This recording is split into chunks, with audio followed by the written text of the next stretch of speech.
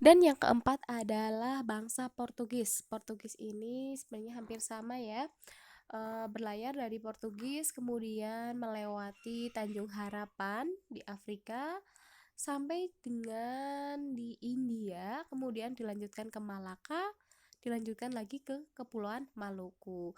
Dari keempat negara ini timbul persaingan yang besar antara bangsa Portugis dan bangsa Spanyol. Inilah ya kemudian yang membuat Paus harus turun tangan dengan melakukan perjanjian Tordesillas ini ya. Jadi membagi wilayah di luar benua Amerika. Untuk bangsa Portugis ini di wilayah bumi bagian timur. Nih, contohnya Indonesia ya. Indonesia kan maksudnya bagian timur. Kemudian kalau Spanyol ini bagian barat.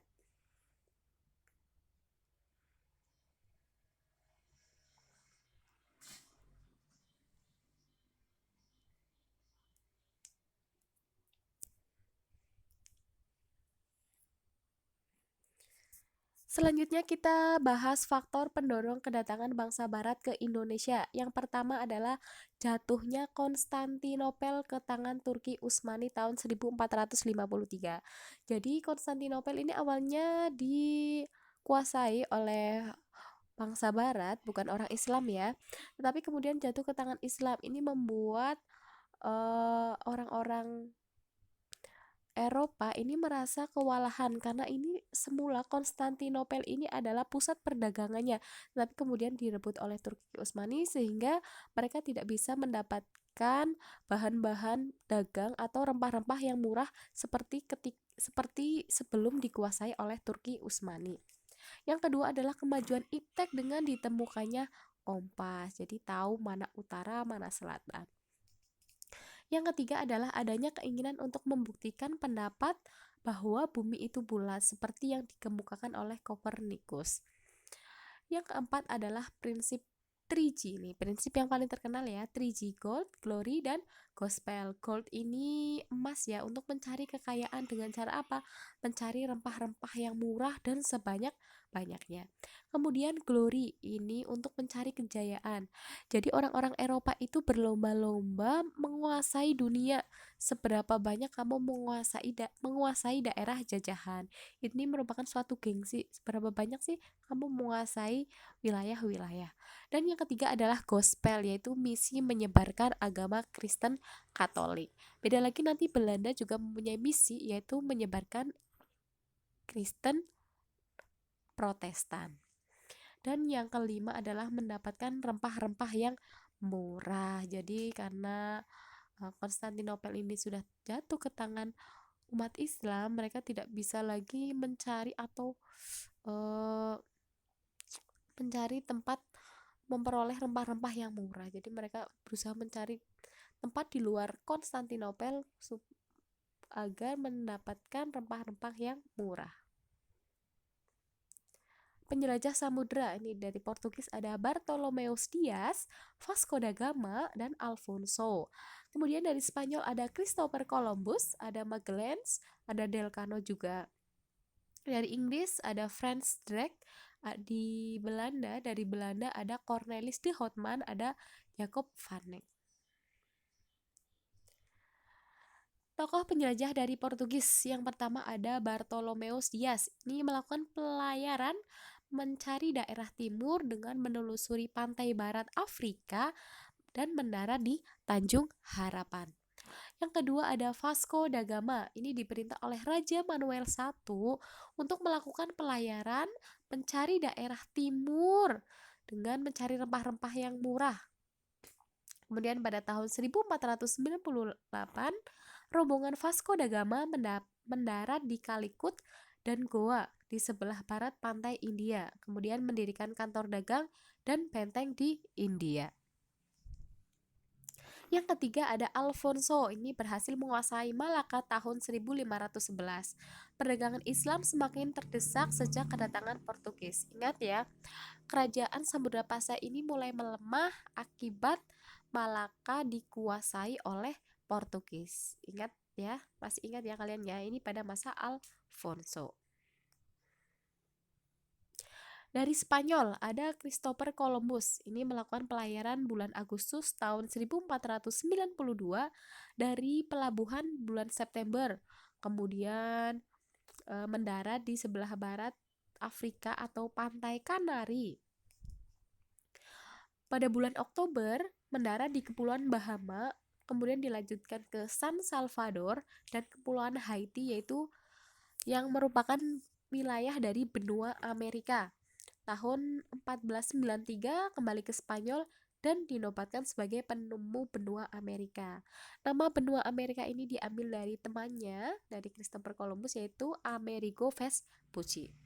Yang kedua ada Magellan, mengambil jalur yang sama dengan Columbus, kemudian menemukan selat yang sempit yang dinamai Selat Magellan. Ini diambil dari namanya sendiri. Pada bulan Maret tahun 1521 mendarat di Kepulauan Guam. Bulan April masih tahun yang sama mendarat di Masava atau Filipina yang kemudian dijadikan sebagai daerah jajahan Spanyol. Tetapi kemudian Magellan tewas dalam pertempuran melawan rakyat Filipina. Dari bangsa Belanda ada Cornelis de Houtman tahun 1595 melakukan pelayaran bersama temannya yaitu Peter, kemudian mendarat di Banten tahun 1596. Ketika sudah sampai di Banten, kemudian Cornelis ini ditolak karena bersikap sombong dan kasar. Pada saat itu Banten dikuasai seorang raja bernama Sultan Abu Mufakir Mahmud Abdul Qadir. Yang kedua ada Willem Barents dan ada Jacob van Dyk. Ya, kalian bisa baca sendiri. Dari Inggris tahun 1498 melakukan pelayaran ke India dan membentuk kongsi dagang tahun 1600 yaitu EICS India Company. Kalau VOC tahun 1602, selisih 2 tahun. Tahun 1579 sampai ke Indonesia dipimpin oleh Franz Drake dan Thomas Cavendish. Tahun 1604 membentuk kantor dagang di Ambon, Makassar, Jepara, dan Jayakarta atau Jakarta sekarang. Verenigd Ost Company. Verenigd Ost Indies Company atau VOC. Ini merupakan persekutuan kongsi dagang Hindia Timur yang dibentuk tanggal 20 Maret yang berpusat di Amsterdam. Tujuan pembentukannya adalah untuk menghindari persaingan kongsi dagang Belanda. Yang kedua, memperkuat kedudukan para pedagang Belanda. Yang ketiga, menjalankan pemerintahan sebagai wakil pemerintahan Belanda di Timur. Kebijakan yang diterapkan ada Hongi-Torten atau pelayaran Hongi, ekstirpasi, kontingenten, Verolage Leverente, ada Pranger-Stelsel. Kemudian VOC dibubarkan tanggal 31 Desember 1799. Penyebabnya adalah 1. Terjadi kekosongan kas. Yang kedua, timbul korupsi di antara para pegawai untuk memperkaya diri sendiri. Yang ketiga adalah sikap dan perilaku gila hormat sejak adanya ordonasi tahun 1754. Yang keempat adalah feodalisme. Sebenarnya faktornya banyak.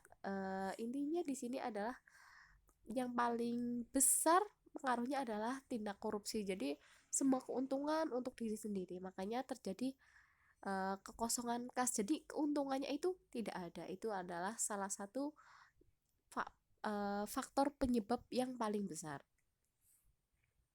Ini adalah beberapa jenderal VOC yang pernah memimpin. Sebenarnya masih banyak sih jenderal VOC, tetapi kali ini Bu Amel akan menunjukkan 6 saja.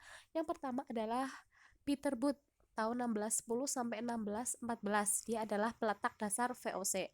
Yang kedua adalah Gubernur Jenderal Gerard Reynes. Ini berkuasa cuma 1 tahun, 1614 sampai 1615. Yang ketiga adalah Lawrence Real 1615 sampai 1619. Ini menghadapi perlawanan dari Sultan Banten yang dibantu oleh tentara Inggris. Yang keempat adalah J.P. Kun, ini jenderal yang ambisius. yang ingin membalas kekalahan dalam penyerangan, intervensi dalam kekuasaan kerajaan, dan monopoli perdagangan. Dan yang kelima ada Peter de Carpentier.